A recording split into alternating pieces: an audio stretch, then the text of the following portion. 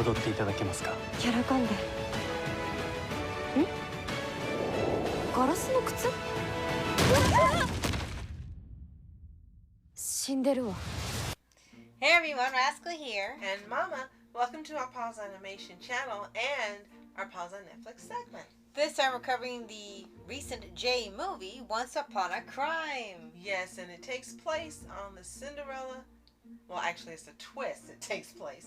It's a twist on the Cinderella fairy tale as it turns into solving a murder mystery, including Cinderella and Little Red Riding Hood. Yes, that's something you thought you would be. Grandma, what big eyes you have! None of that in here. The better to see the crime, my dear. Right? None of that in here. If you before we start, be sure to like, subscribe, notification for some future podcasts and Little Pause videos. Absolutely. It's considered actually a J-drama, fantasy, murder mystery. Like, okay, that's a combination. And I like that we didn't know that going in. I didn't read the description. I had no idea what it was about when I started watching it. So a lot of things did surprise me. A lot of things were plot twists. Yeah. I think if I'd known a lot more, it would have affected my enjoyment. So I'm glad I went in blind. You knew. Yeah, so I read the description. I was like, okay, this could be interesting. I originally thought it was based off a book that was done with a similar title, but had nothing to do with it. It was just the same title. And as he said, it takes place in the fairy tale world. And in this twist of Cinderella, instead of just about being about her going to the ball, meeting the prince and ever after, you get to the ball and they find a body on the ground on their way there. And it's like, okay then. And this world's also set up to, I guess, fit with a lot of things that they do in Japan and Korea when they set up these worlds about the standards of beauty. Well, since they already have some of the fairy tales already, this entire world is built up upon that kingdom. If you're beautiful and attractive, you'll get just about anything you want. If you are considered not even worth looking at, you are turned away and shunned. And it's not exaggeration. It's not just making it worse than it is. They literally say this in the movie, that if you are not beautiful and attractive, or they don't find you beautiful and attractive, then you're basically just kicked out of this kingdom. So it was another instance of lookism. Yes, lookism the fairy tale. No, first it was beautiful to look at. The cinematography was beautiful. The colors were beautiful. They really put a lot of effort into making it look like a fairy tale environment. And they absolutely succeeded. It's one of the best sets I've seen when we've seen a live action. We even had the ones done with, was it Red Riding Hood and the Swords?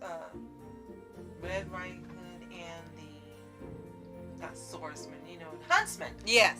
With Chris Hemsworth, and we've seen some others, but I don't know, the scenery didn't look as great as this. They did an excellent job, and you could tell that some of the outdoor scenes, like on one of these pictures you're going to see trees in a forest, it looks like it's a real place that they filmed in. Right. It's absolutely beautiful. Right. Costumes, absolutely beautiful. Right.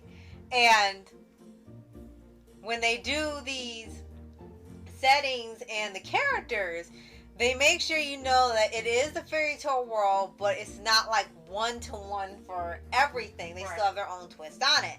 Like, they don't even follow the stories one-to-one either for here. Like, we have Cinderella. We know what happened with her storyline going to the ball and everything, but about halfway through that storyline, when they hit the body, her story changes. They still have about, you have to get it before midnight, you put in the glass slipper on the person, find who it is, but they actually do some twists on this. Like, for one, Red Riding Hood is involved. She's in the story and with her, and they become sort of friends by meeting. Yeah, so they are becoming sort of like little detectives in this. You have two witches that look like they're supposed to be from the Wizard of Oz.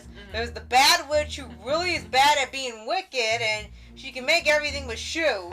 And then the good witch who can do everything right and do the clothes. And hers lasts longer. Hers lasts 24 hours, and the other one lasts till midnight. It's like, how does it have that much of a time stamp on it? So starring in this, you have 3 Japanese stars. Kana Hashimoto as Little Red Riding Hood. Mm-hmm. Yuko Araki as Cinderella, and Takamori Iwata as the Prince. Yes. And we're going to mention this quickly. I know that's what you're ready to talk about. This actually is dubbed on Netflix. The cast that's doing the dubbing, we're not familiar with any of the people. No. But they did a really good job in, I think, conveying what the script was for the movie, and the lining up of the dub looks pretty good. The lip sync, pretty much looked really good. So now we're gonna get to Takanori Iwata, who played the Prince. Go ahead, Rez. Okay. What was interesting about this is that when we saw the cover, the characters look a little different than they do in the movie. They touched up the pictures and everything like they did with Black Butler. And at first, we kind of thought it was actually a woman playing a male role. So we thought, oh, so they got a Kashima Prince in here, they're just gonna say it's a male. But then we get to the movie, and no, it actually is a guy, but he looks really different from the picture. So like, okay, they just added too much effects, and he looked like a different character altogether. Then they get to a little bit later in the movie when they have the ball sequence, and Ma said, the Prince is really short. Like, he is? Yeah. And yeah, you see him next to a lot of the women, they're either the same height or he's shorter than some of them. And at first, like, okay, so we don't have a Kashima Prince, and the Prince is hoary. Absolutely. And it's like, and if you remember, Nozaki-kun did have a Cinderella theme with Hori and Kashima, and it's one of our favorites because Kashima has a slipper in her hand, like she just gave it to him, so he said, look, marry me. And Hori has the same red and white outfit on, which they talk about a lot in here, ironically, with the Prince having on such a standout outfit. So as I think they saw the art and decided, hey, let's try to make that canon in here. Right. So every time we say, it's Prince Hori! And yes, we said that a couple of times throughout, but yes, we watched the movie and we're not focusing on Nozaki-kun. Right. So I want to mention two things. One, if you want to see more of what this is about, you can go to IMDb. It's not on Wikipedia, so you can find more information there.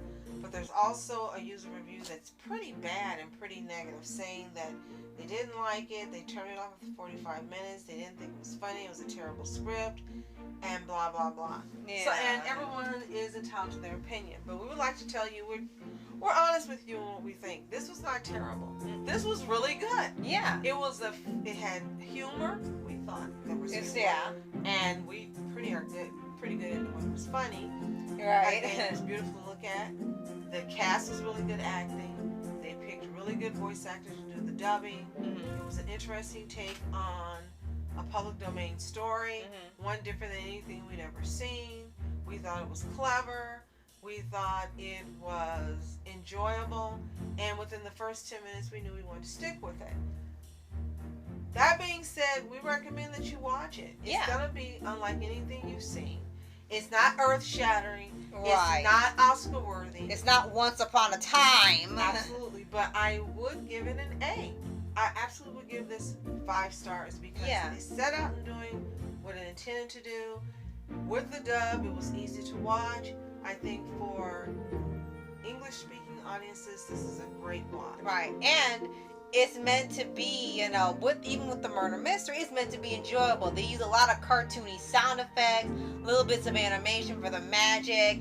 They kind of get to break the fourth wall a little bit and be a little more sarcastic in here, like when they keep interrupting when they talk, and like, you have really bad timing, you know that, and they're kind of aware, like, even with the storyline, you don't take it too seriously because it's not the same story, Definitely not. It's meant to just be its own thing, possibly a sequel involved if it gets enough popularity reviews, and that's it. It knows exactly what it is and doesn't try to trick you or be more or less than what it is. The way it ends, it's kind of hinting at maybe they'll have some more mystery solved. And if they can manage to do some other fairy tale stories, like maybe Goldilocks and the Three Bears, and some mystery or something, and they write it as cleverly as they did this, and make it entertaining and fun with plot twists you don't expect, then I definitely watch it. So again, everyone's entitled to their opinion, but we think this is definitely an A movie, an A+ movie that you should invest time in and watching. It's available exclusively on Netflix. Again, it's called Once Upon a Crime. It is dubbed. If you've already seen it, let us know what you think in the comments below. Did you enjoy it like we did, or like this person reviewed it? Did you dislike it? Or did you think it was, man, it's an okay watch? Let us know what you think. And if you haven't seen it again, go ahead, watch it. It's worth your time. Enjoy it. Come back and let us know what you think in the comments below. Yes, and if you haven't already, subscribe for updates and reviews of favorite anime series, anime shows, and all things animation. Absolutely. And one last thing I want to mention, the one who plays Red Riding Hood, we recognized her from Saiki K no Sainan. Yes. She played Terahashi. Yes. And we recognized her immediately. So that's a little trivia for you. It might make it more fun for you as well. But nevertheless, thank you so much for joining us. We really appreciate you so much. If you want us to check out your channel, let us know in the comments below. Absolutely. Thanks for watching. I'm Ask Entertainment. And I'm Mom Entertainment. Have a fantastic day. Peace.